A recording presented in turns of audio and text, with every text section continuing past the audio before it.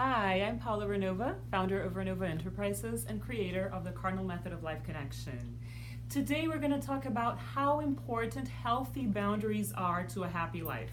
So the cover of the book, Your Cardinal Connections, is a healthy boundary around you. So you are the stone, and the healthy boundary is what helps you create a wonderful, amazing life. This is actually your inner child, and I keep telling people, whoever lives a life that is not fulfilling, I'm not saying that you have to be happy all the time, but that you must be living a fulfilling life and walking the path that you choose and not a path that someone else has chosen for you. And that means creating a healthy boundary so that you know your truth and the truth of others. Today, it's that discernment that I really hope gets through in this message. Make a list of the things you love to do. Make another list of the things that you don't love to do. And in the things that you don't love to do, make sure you know what is inevitable, what's part of adult life, and what you're doing to please other people.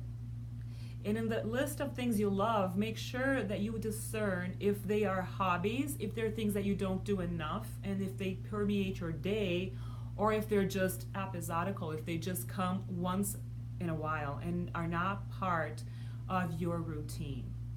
And if there is unhappiness there, you have to start shifting your choices. Start doing more things that you love and stop doing things that you don't love, especially in your emotional and social life. For survival, we must do things that we don't love to do, but they make sense and they create structure in our lives. But honestly, I see so many people living lives that please other people, that are just fulfilling the expectations of external beings and not their real selves. And that creates an internal aspect of the psyche called the mask. So we wear masks to please others. We wear masks to conform to specific social standards or cultural standards or family standards that will ultimately make us unhappy. So you can't love yourself if you don't know yourself.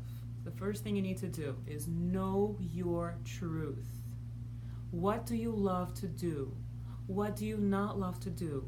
Can you stop doing the things you don't love? Most of the time, yes. Again, especially if it's in the social world and the emotional realm. And when you look at the things that you love, discern if it's really you that loves those activities and those things, or if you think you love them because your mother loves them, or your father, or an older brother, or an aunt, or friends, or whatever. Discern your truth from other people's truths and follow your path with authenticity. You know, I was waiting a little bit to talk about the suicides that recently have happened. And there are so many reasons why people commit suicide. I'm not even going to get into that subject too deeply, but one of the things is something we can be sure. Happy people, fulfilled people don't commit suicide, and sometimes the image that we portray in our lives is not the reality of our souls and of our inner beings.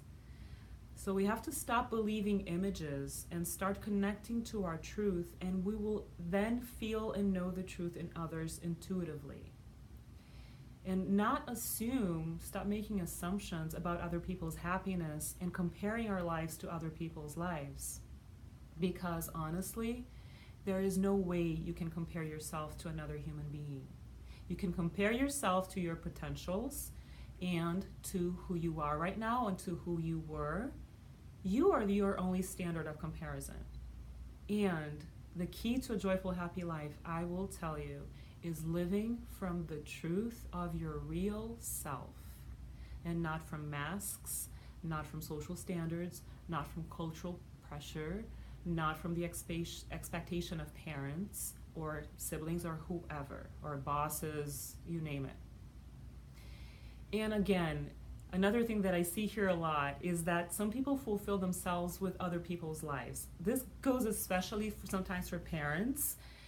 They just micromanage their children's life so much, and the children feel suffocated. And when I say children, it's people older than 27, because I don't see people who are younger than that age here at Renova. This is my work is done with adults, and to call someone an adult, there needs to be a certain biological age, because adults take responsibility for their lives and their selves. So there is no way you can claim to be with your inner child in charge of your life after age 27, in my opinion. And again, and I think that age limit is dropping a little bit because people are becoming adults faster in this generation. But if you have a grown child, let them be and choose their lives and paths. If you are an adult human being, stop pleasing your parents if their truth and their expectations is not the reality of your heart. So happy people have a stronger immune system, have a more fulfilling life, deal better with problems. I'm not saying that problems will not exist anymore, but they will come with faster solutions if you're tuned into the real self. So thank you again for watching all the videos. You can subscribe to our YouTube channel. You can be here at Renova with your presence. We can also have distance sessions. We have group sessions here as well. You can check the website, renovahealingcenter.com. We have the books. We have one of the books right here. If you want to get that on Amazon, it's really easy to get the book, and it's amazing. It has practices. It creates an environment for do-it-yourself practices that you can learn really fast and that create a lot of change in your life. And we also have an Instagram account, the YouTube channel, as I said. So stay tuned for all the wonderful goodness that we have about consciousness expansion and the soul, living from the truth, and creating love, life, and joy in your path. Thanks again. Bye-bye.